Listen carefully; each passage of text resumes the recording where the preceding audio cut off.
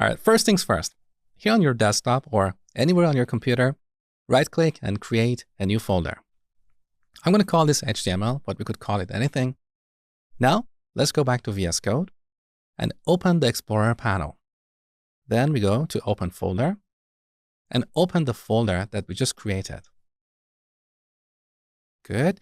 Now, this folder is currently empty, so let's add a new file here called index.html. As I told you before, index.html often represents the homepage of websites. So let's go with that. Now we can close the Explorer panel by pressing Command and B on Mac or Control and B on Windows. Good. Now, the first thing we need to do here is to tell the browser that this is an HTML5 document. So we type a left angle bracket. Now look at this suggestion list.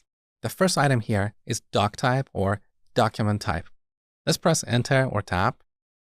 VS Code generated this piece of code for us. So with this line of code, we can tell browsers that this is an HTML5 document. This line of code here is called doc type declaration. In the previous versions of HTML, our doc type declaration was so long, it was so messy, but HTML5 solved this problem. So all we have to type is doc type HTML. And by the way, HTML is not a case-sensitive language, which means it's not sensitive to uppercase and lowercase letters.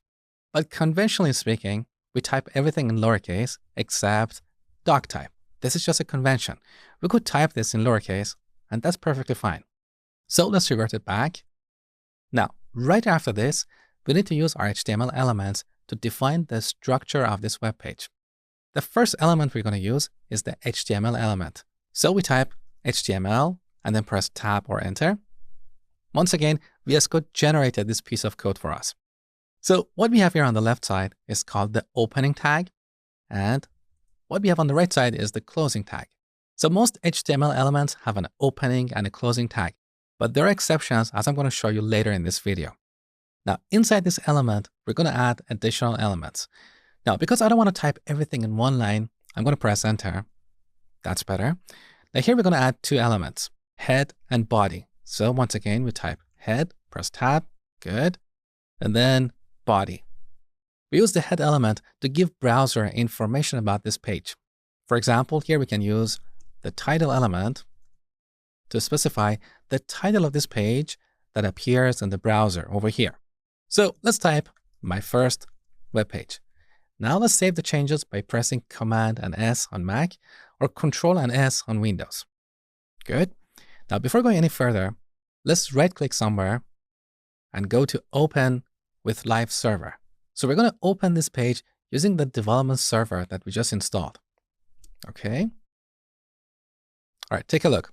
So our page is currently empty because we haven't added any elements inside this page. And over here, we can see the title that we just typed, my first web page. Now look at the URL or address of this page. We have 127.0.0.1. This number or this IP address represents the local computer. It's globally known, so everybody knows 127.0.0.1 references the current computer.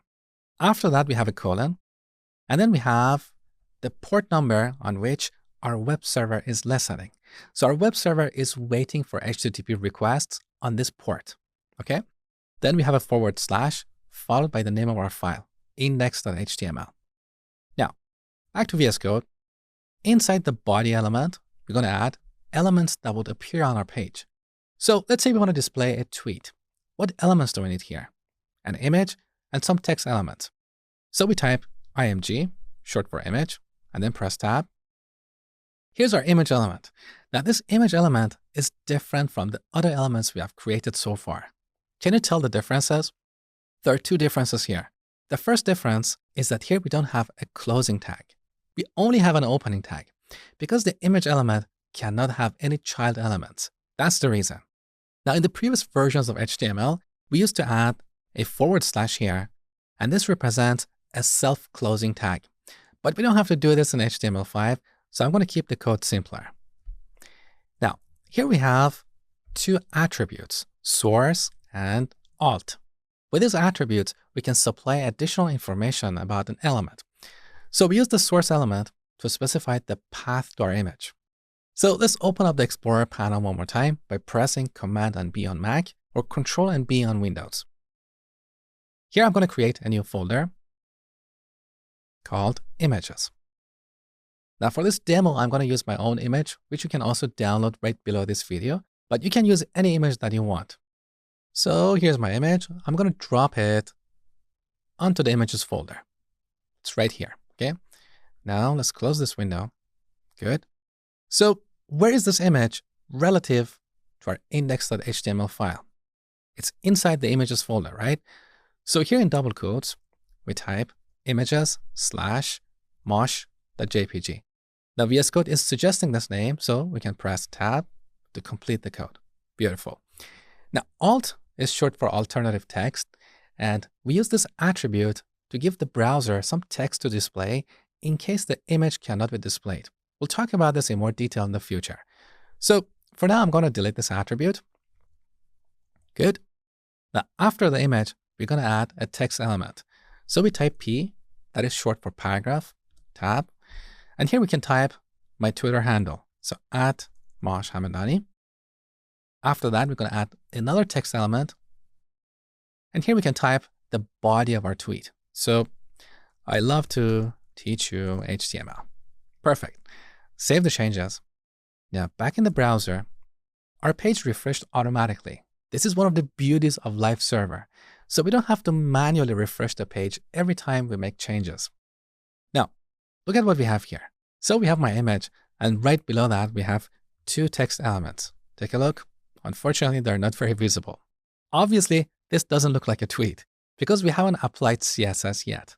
As I told you before, we use HTML to define the structure or the building block of our web pages. In the next lesson, I'm going to show you how to apply CSS so our page looks kind of like a real tweet.